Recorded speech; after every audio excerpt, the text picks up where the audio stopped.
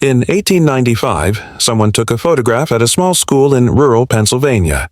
For over a century, this image sat quietly in dusty archives, looking like thousands of other old-school photos. Children in dark clothing stood in neat rows. A stern teacher watched from the side. Nothing seemed unusual about it at all. Margaret Chen had been working as an archivist for 15 years. Her job was simple but important. She carefully cleaned old photographs and documents. She used special tools to make faded images clear again. Most days were quiet and predictable. She would arrive at the Historical Society building each morning, put on her white gloves, and begin her careful work. The 1895 school photograph arrived on a Tuesday in March. Someone had donated it along with dozens of other old pictures from their grandmother's house. Margaret placed it on her desk under the bright restoration lamp. The photo showed about 20 children standing outside a small wooden schoolhouse. Their faces were serious, as was common in old photographs. The teacher, a tall woman in a long black dress, stood at the far left. At first glance, everything appeared normal. The children wore the typical clothing of the 1890s. The boys had short hair and suspenders. The girls wore long dresses with high collars. The schoolhouse behind them looked like hundreds of others built during that time period. Margaret had restored similar photographs many times before. She began her usual process. First, she scanned the photograph at high resolution. This would create a digital copy she could work with safely. Then she would use computer software to remove dust spots, fix small tears, and brighten faded areas. The work required patience and attention to detail. As Margaret worked on the digital image, she slowly increased the contrast and brightness. This helped reveal details that time had made difficult to see. She cleaned away virtual dust spots one by one. She carefully sharpened blurred edges. Hour by hour, the photograph became clearer and more detailed than it had been in decades. It was during this process that Margaret first noticed something odd. In the upper right corner of the schoolhouse, carved into the wooden wall, was a symbol. At normal brightness levels, it was barely visible. But as she enhanced the image, the symbol became clearer and more distinct. It looked like a circle with strange markings inside. Margaret leaned closer to her computer screen. The symbol was definitely intentional, not just random scratches in the wood. Someone had carefully carved it there. The markings inside the circle formed a pattern she had never seen before. They looked almost like letters, but not from any alphabet she recognized. She saved her work and decided to research the symbol. Margaret had access to many historical databases and reference books. She began by searching for similar symbols from the 1890s. She looked through books about folk art, religious symbols, and historical markings. Nothing matched what she had found. The search took several days. Margaret examined hundreds of symbols and signs from different cultures and time periods. She contacted other historians and archivists, sending them images of the symbol. No one could identify it immediately, but a few people mentioned that it looked familiar in a troubling way. Dr. James Morrison, a historian who specialized in American occult history, finally provided an answer. He called Margaret on a Friday afternoon, and his voice sounded worried. The symbol, he explained, was connected to a secret organization that had operated in rural areas during the late 1800s. This group was known for conducting dark rituals and ceremonies. According to Dr. Morrison, the organization called itself the Circle of the Hidden Truth. Members would carve this symbol on buildings where they held their meetings. The group believed in ancient practices that most people would find horrifying. They thought these rituals would give them power and knowledge beyond normal human understanding. Margaret felt a chill as she listened to Dr. Morrison's explanation. She looked at the photograph again, seeing it with new eyes. Those children standing so quietly in their neat rows. That serious teacher watching from the side. Had they known about the symbol carved above them? Had they been part of whatever happened at that school? Dr. Morrison suggested that Margaret research the school itself. He gave her the names of several historical databases that might contain information about rural Pennsylvania schools from the 1890s. Margaret began this research immediately, even though it was late on Friday afternoon. What she found was disturbing. The school had operated for only 3 years, from 1894 to 1897. During that time, several children from the surrounding area had disappeared. Local newspapers from those years contained brief mentions of missing children, but the stories were vague and incomplete. Parents reported their children missing, but there were no follow-up articles about finding them or solving the cases. Even more strange was what happened to the school itself. In 1897, the building was suddenly abandoned. No official records explained why it closed. The teacher, Miss Sarah Whitmore, disappeared around the same time. One day she was there, and the next day she was gone. No one ever saw her again. Margaret spent the weekend reading old newspaper articles and county records. The more she learned, the more disturbed she became. The pattern was clear. Children would disappear, always during the winter months, always on nights when the moon was dark, always without any trace or explanation. Local authorities at the time seemed to have little interest in solving these cases. The missing children were often from poor families or families that had recently moved to the area. Their disappearances received minimal attention from law enforcement. This suggested that someone with influence was working to keep these cases quiet. On Monday morning, Margaret made a troubling discovery. While searching through old property records, she found that the school had been built on land donated by a wealthy local family. This family had connections to several other properties where similar disappearances had occurred. They seemed to have a pattern of donating land for schools and churches, but these buildings often had short lifespans and mysterious closures. Margaret realized that the Circle of the Hidden Truth was not just a small group of local people. It was a larger organization with wealthy supporters and political connections. They had the resources to cover up their activities and silence anyone who might expose them. This explained why so many records were missing or incomplete.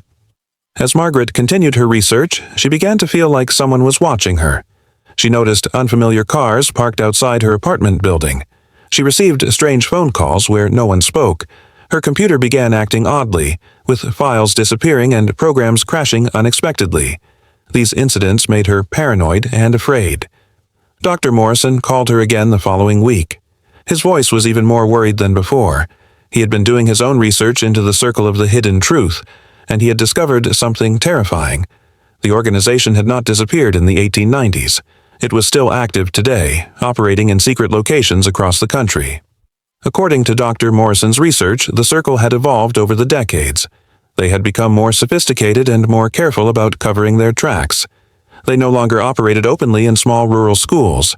Instead, they worked through private organizations, exclusive clubs, and charitable foundations.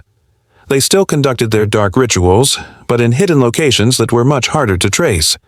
The symbol that Margaret had found was like a signature. It marked locations where the Circle had conducted their ceremonies. Dr. Morrison had found similar symbols at other sites across the country, always connected to unexplained disappearances and mysterious events. The symbols were intentionally hidden, visible only to those who knew what to look for. Margaret learned that the Circle's rituals involved human sacrifice. They believed that killing innocent people, especially children, would transfer life energy to the members of the organization. This energy would give them extended lifespans, enhanced physical abilities, and supernatural knowledge. The rituals were scheduled around specific astronomical events, particularly new moons and solar eclipses. The photograph from 1895 was not just a record of a school day. It was documentation of a hunting ground. Those children in their neat rows were not just students. They were potential victims, selected and prepared for the Circle's dark purposes. The teacher, Miss Whitmore, was likely a member of the organization responsible for identifying suitable candidates for the rituals. Margaret realized that her restoration work had uncovered evidence of crimes that had been hidden for over a century. But this evidence also put her in serious danger. If the Circle of the Hidden Truth was still active, they would not want this information to become public. They had successfully covered up their activities for generations, and they would do whatever was necessary to maintain their secrecy. Dr. Morrison warned Margaret that other researchers who had investigated the Circle had experienced mysterious accidents or sudden disappearances. He urged her to be extremely careful about who she shared her findings with. The organization had infiltrated many institutions, including universities, museums, and government agencies. There was no way to know who could be trusted. Margaret faced an impossible choice. She could publish her research and expose the truth about the Circle of the Hidden Truth, but this would likely result in her own death. The organization had proven repeatedly that they would kill anyone who threatened their secrecy. On the other hand, she could remain silent and allow the Circle to continue their activities unchallenged. The photograph that had seemed so innocent now represented decades of hidden horror. Every child in that image had likely met a terrible fate. Their parents had spent years wondering what happened to them. never knowing that their children had been selected for ritual murder. The truth had been buried along with the victims. Margaret understood that her work as an archivist had always been about preserving history and uncovering truth. But some truths were more dangerous than others. Some secrets had been hidden for good reasons, not to protect the guilty, but to protect the innocent people who might try to expose them.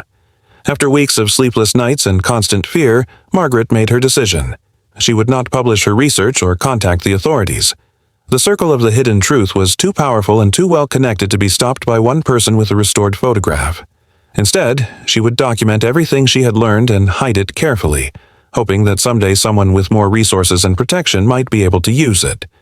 She created multiple copies of her research and stored them in different locations. She wrote detailed reports explaining the significance of the symbol and the history of the circle. She included maps showing other locations where similar symbols had been found. If something happened to her, at least the information would survive. Margaret returned the original photograph to the Historical Society's archives, but she kept her enhanced digital copy. She marked the file with special codes that would help future researchers understand its importance. The truth would remain hidden, but it would not be lost completely. The experience changed Margaret forever. She continued her work as an archivist, but she approached each new project with the knowledge that history contains secrets too dangerous to reveal. She learned that some photographs document not just moments in time, but evidence of ongoing evil that powerful forces will kill to protect. The days following her decision were filled with anxiety. Margaret watched every shadow, questioned every phone call, and analyzed every person who entered the Historical Society building. She wondered if members of the circle already knew about her discovery. The paranoia consumed her thoughts during the day and invaded her dreams at night. Dr. Morrison contacted her one final time. He had decided to abandon his own research into the circle of the hidden truth. Too many coincidences had occurred in his life recently. His car had experienced mysterious brake failures. His office had been broken into twice. His research grants had been mysteriously canceled. He understood that someone was sending him a message. Margaret felt alone in her knowledge. The weight of the secret pressed down on her every day. She looked at visitors to the Historical Society and wondered if any of them might be connected to the circle. She questioned whether her co-workers could be trusted. The paranoia began affecting her work and her relationships with other people. The 1895 school photograph still sits in the archives, looking innocent to casual observers. The symbol carved into the schoolhouse wall remains hidden unless someone knows exactly how to enhance the image. Most people who see the photograph notice only the quaint historical scene, never suspecting the dark truth it contains. This story reminds us that historical documents and photographs can hold secrets that challenge our understanding of the past. Some anomalies in historical records are not just curiosities or mistakes. They are evidence of crimes and conspiracies that have been deliberately erased from official history. The people who commit these crimes often have the power and resources to hide their activities for generations. They understand that controlling historical records is one of the most effective ways to avoid consequences for their actions. By destroying evidence and silencing witnesses, they can continue their activities without fear of exposure. As we examine historical documents and artifacts, we must remember that some truths have been hidden not by accident, but by design. The absence of information can be just as significant as its presence. When official records are incomplete or contradictory, it may indicate that someone has worked very hard to conceal the truth. The restoration of old photographs and documents sometimes reveals more than we expect to find. Technology that can enhance faded images and reveal hidden details also has the power to expose secrets that some people desperately want to keep buried. This places archivists and historians in difficult positions, forced to choose between truth and safety. Margaret's story shows us that knowledge can be dangerous, especially when it threatens powerful people who have invested decades in maintaining their secrecy. The decision to reveal or conceal such knowledge is one of the most difficult choices that any researcher can face. There are no easy answers when truth and survival come into conflict. The circle of the hidden truth represents organizations that have learned to adapt and evolve while maintaining their core activities.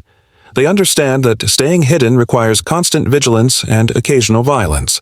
They have survived for generations by being smarter and more ruthless than those who would expose them. Perhaps the most disturbing aspect of this story is the suggestion that such organizations continue to operate today. The symbols and signatures they leave behind serve as markers for those who know how to read them. Historical evidence of their activities exists, but it remains hidden in archives and databases, waiting for someone brave enough or foolish enough to piece together the truth. Margaret's experience reminds us that the past is not as distant as we sometimes believe. The crimes committed in 1895 were part of a pattern that may continue today. The photograph she restored was not just a window into history, but a warning about the present and future.